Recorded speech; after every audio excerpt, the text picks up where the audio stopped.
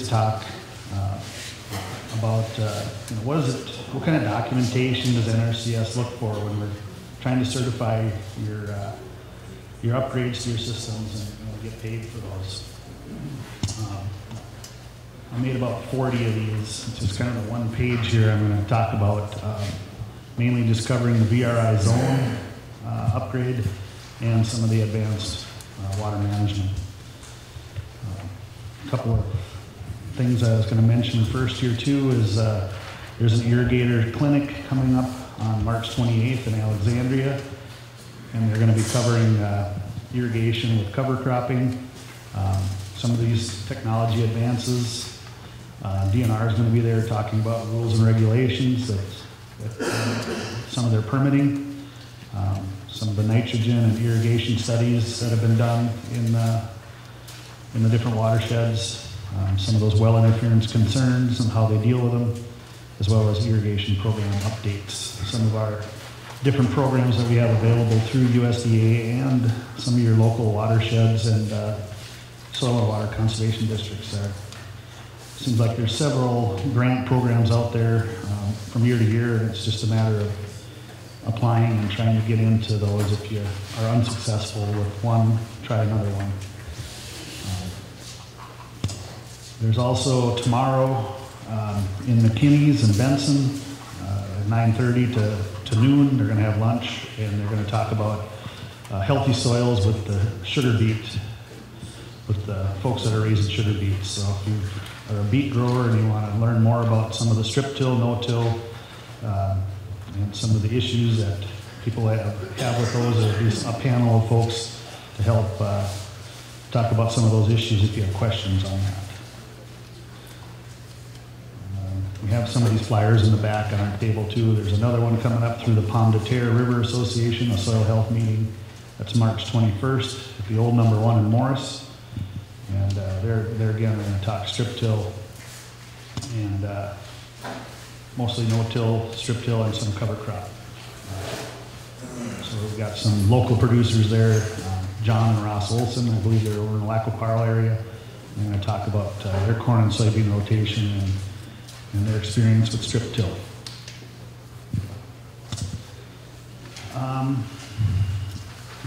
I made a few of these other handouts as well. I don't have one for everyone. I didn't make a big packet of all of this for everyone because it's a ton of stuff that a lot of times it gets to be turned in when you're supplying that documentation on that system, but I'm just going to kind of go through a typical scenario when you come through the door and to the end, and what we're looking for from both you as a producer and from the irrigation company for some of that documentation. So I guess typically when you come in the door and you're interested in signing up for an irrigation upgrade or whether it's just a drop nozzle package to low pressure conversion or looking at some of this VRI technology stuff, we typically need to know, where is this located? And the two big things is how many acres and how long is your pivot? Because our payments are based off of per foot for the conversion on the VRI zone, and the water management is based on acres, so what's under that pivot. So we try to get as accurate as we can on those, and a lot of times we're using the Farm Service Agency CLU layer that you're certifying every year as to what are those acres under that pivot. So we start with those, but sometimes in these upgrades, we'll notice that the irrigator may change a little in length, or your coverage may change a little based on nozzles and things like that. So we try to typically pay on what you actually install. So a lot of times that information will come in that plan that we get from you, which you've worked with your irrigator association or your irrigator company on. So the first thing when you're coming in and we're trying to set up, an approved plan for you, is we'll ask for what did the irrigator company work with you on that design? So the design of that system for your specific field. And so we'll get this sprinkler chart package a lot of times that lists those main things that we need to make sure that this plan is meeting the standards and specifications for NRCS. So a lot of times that, we'll have all of the specific nozzles, the type, the location, and it lists the length, the nozzle location, the style and the tip, the pressure regulator, the pressure pipe, in the pipe and in the nozzle, and then the flow rate. So it's got all that information that we're looking for, that we have to make sure are within the parameters for that practice, which is so much minimum pressure you can have, and spacings and the height from your nozzles to the ground, and all that, just to be within a certain range to meet. So a lot of times that's done for you ahead of time with that engineered plan through the irrigation company. So we like to see that right away come through, and then that way we know, just like with any practice with NRCS, it has to be, if it's a structural practice, it has to have engineering. An engineer has to approve it or say it's going to meet specs. So a lot of times we'll look for the stamp with the irrigator's designer on there, that they put their stamp on it with their signature that says this has been modeled on this field, and it's gonna meet. It's gonna have the proper coefficient of uniformity based on the topography and the type of system that you put together with the regulators and the nozzles. And so it'll also have that uniformity of coefficient, and it's different ranges there, but the higher the better, of course. 90% plus is good. So that's kind of the first stuff that we like to see come in, because it also lists the length of the system and the pressure and acres and all that on there. So we can punch that right in, and when we're ranking and scoring your application, that ties it to the dollar amount that's going to be set aside for that particular application.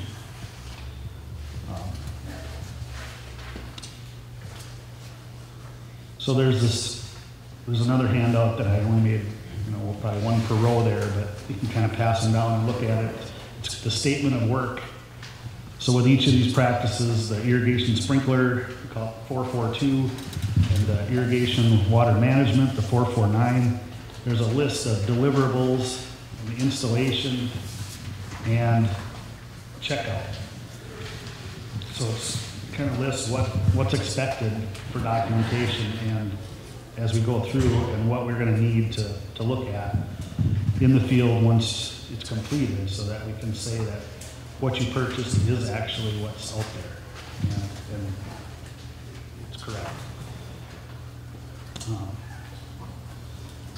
Another handout I gave you was, I didn't make enough for everybody, but it's really the nuts and bolts of the VRI information. So, that's what I showed you earlier is a basic, just a sprinkler package that you could use for low pressure or whatever. But with the VRI information, we need to know exactly what nozzles are in those zones and how they're set up. So we're looking for detailed information a lot of times as to how that was come about, that they designed it that way, and how is it set up. That specific design information that tells us that. So like in this example here, when you have gone through the process where you've had your field zone mapped and you come up with that, ran that machine over it, and they've come up with these individual zones out there, and you put that prescription together on how you're going to manage that zone. This particular example has, there's 18 zones, but they're all managed under 3 of these of the valve boxes on there. So it breaks it out into information that we're looking for in those specific ones there. That gives us all that data we're looking for.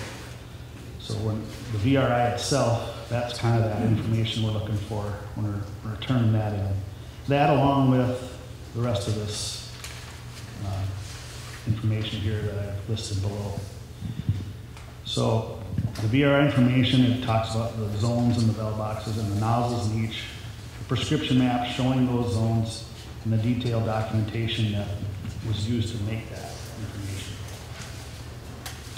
Also, that sprinkler chart that I showed you earlier, that system specs, the hydraulics, application rate, the drop assembly, it's all listed in there into exactly what you purchased and what those are, what brand they are, how many, where they're located, and that sort of thing. And that design information with that stamp on it from that engineer from that irrigation company. I also want to know, when it was installed, the length, the pressure, and that approximate nozzle height, and all that is usually listed in that sprinkler package. So getting that package at the end is critical, so that we can say, yes, when we go out and make a field visit, this is what you purchased, it's what you planned, and that's out there. We don't necessarily have to check every nozzle unless it's the low pressure conversion.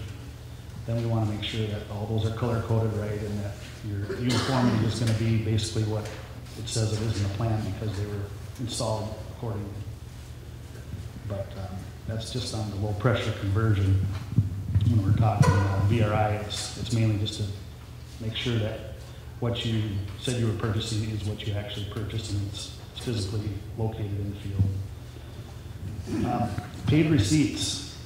Paid receipts show detailed information a lot of times of what you actually purchased, and that's what we're looking for, is information. This is what exactly did you buy.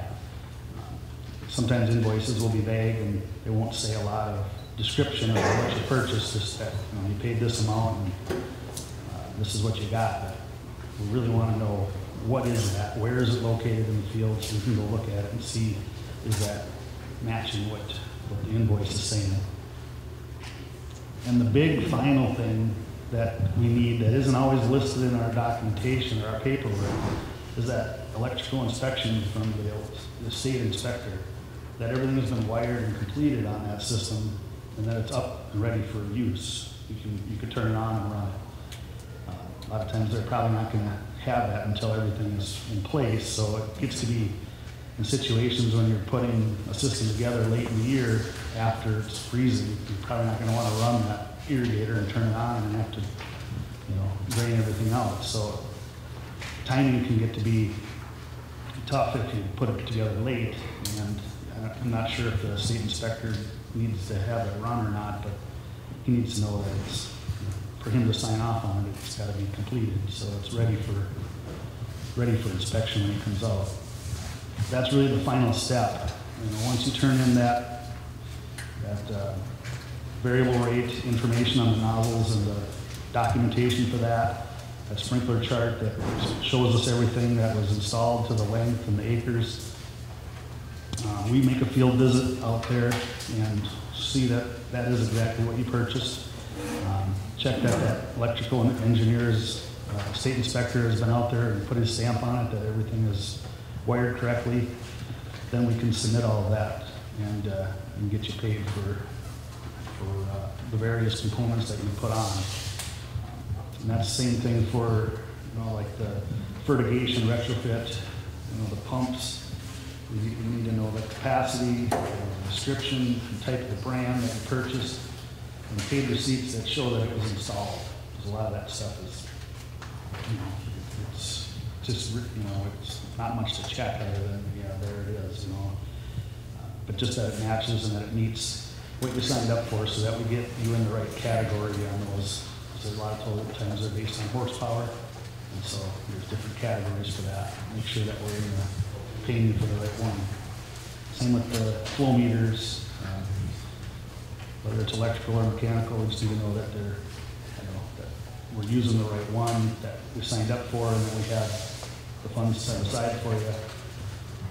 The size, the meter size, the detailed description of that flow meter, when it was installed, and a paid receipt that says it was installed.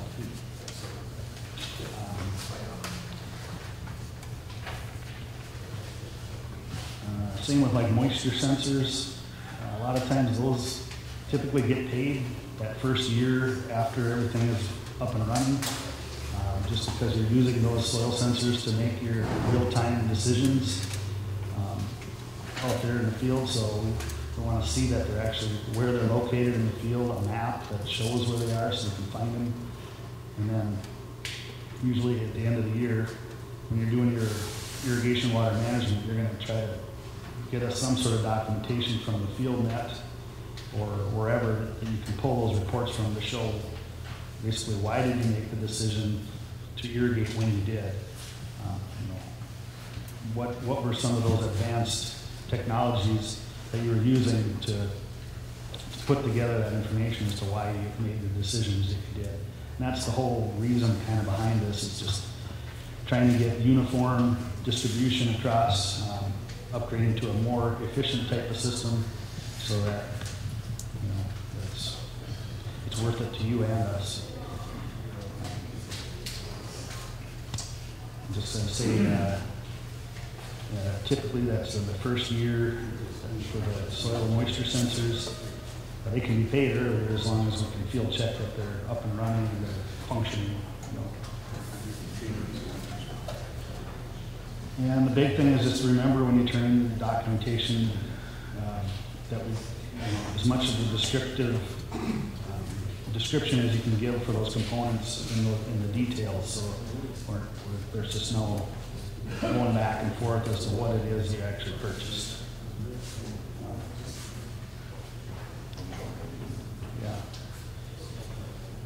So, like I said, it's pretty short and sweet. Kind of open it up for questions really. If you've got, or if you have any issues in the past that we're trying to make it as streamlined as possible, I guess, when it comes to making payments. But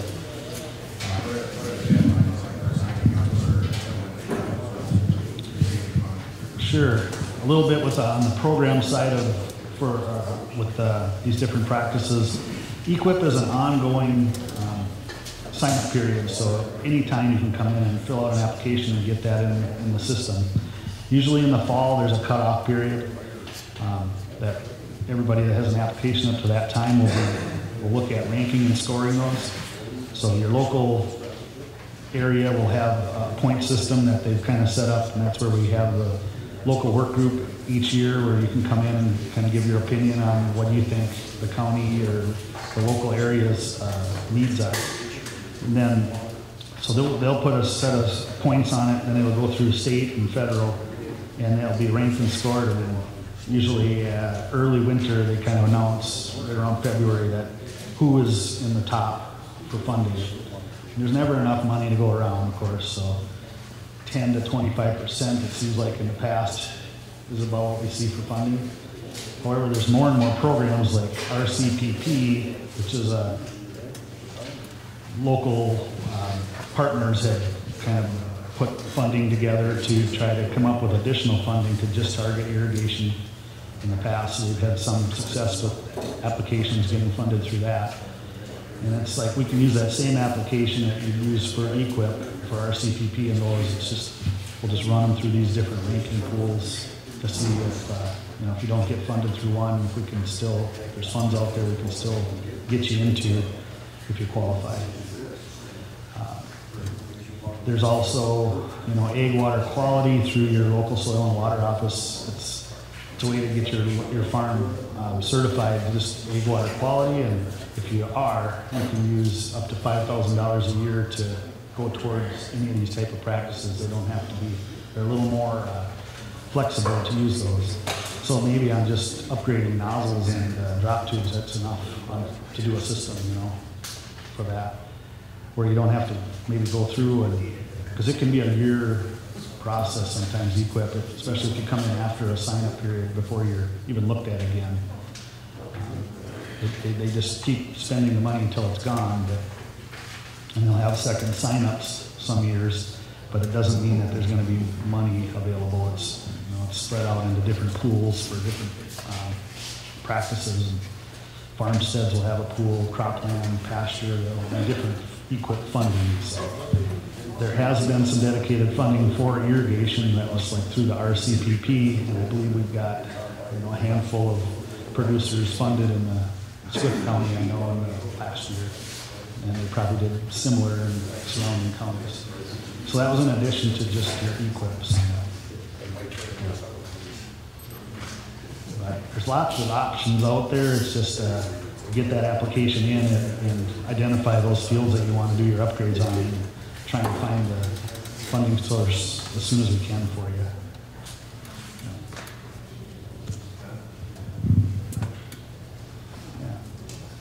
You know, Britta, if you had anything else you wanted to add on program stuff or, you know, the sign-ups. Right. I think the big thing a lot of times is guys will come in and they'll realize, I don't know how loud I can talk. A lot of people come in and they realize that they've passed our cutoff deadline. And then they're like, oh, I'll come back in the fall, right? Before the next cutoff deadline.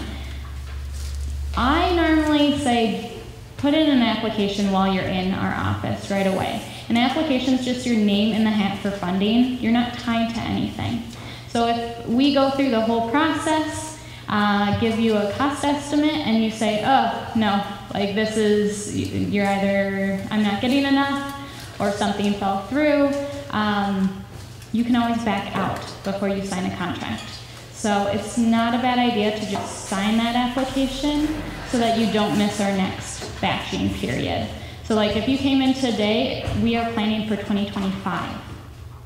Everything for 2024 is already passed, okay? So that's my main reminder for people is you're not tied to anything and you might as well come in early just so we don't miss you.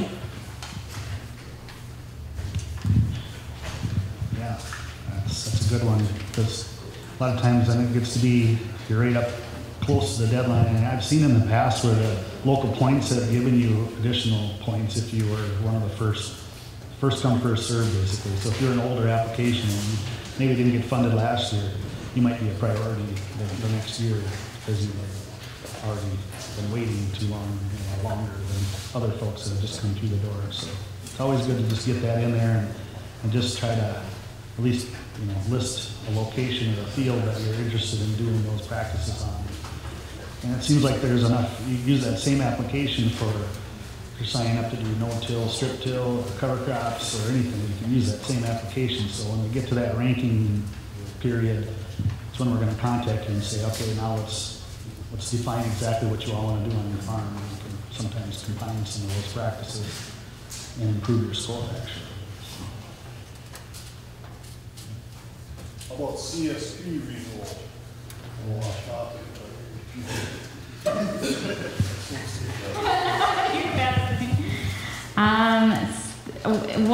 What are you specifically wondering about CSP renewals? Well, has it gotten a little easier to get back in, or probably not? Good question. We still have CSP renewals. You're normally contacted within the last year of your contract to sign up. There is money there.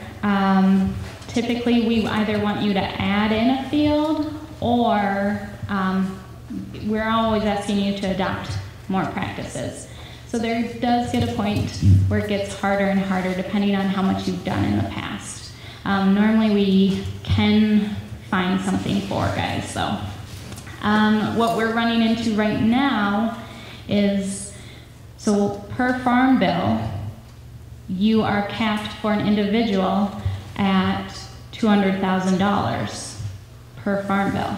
So if we don't get a new farm bill, the guys that are renewing and already are at that $200,000, they can't get more money until they pass a new farm bill.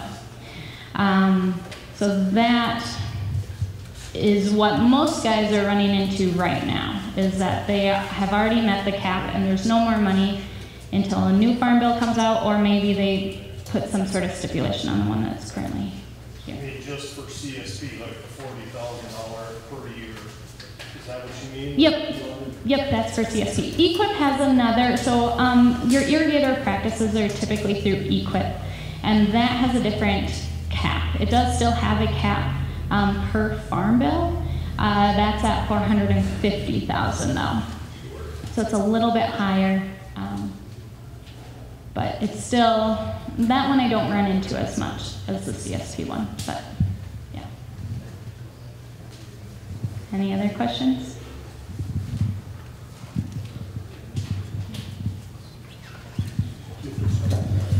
Okay, well, thank you everybody. Thanks to all the presenters for coming today and standing up here. Thank you guys for coming and attending. As you can probably tell by all the rumbling and grumbling of the stomachs, the food is ready. So we'll let you do that, and just a reminder that there's a drawing after we eat. So you go out into the main showroom and get your food, and then come back out to tables or sit wherever. Thank you.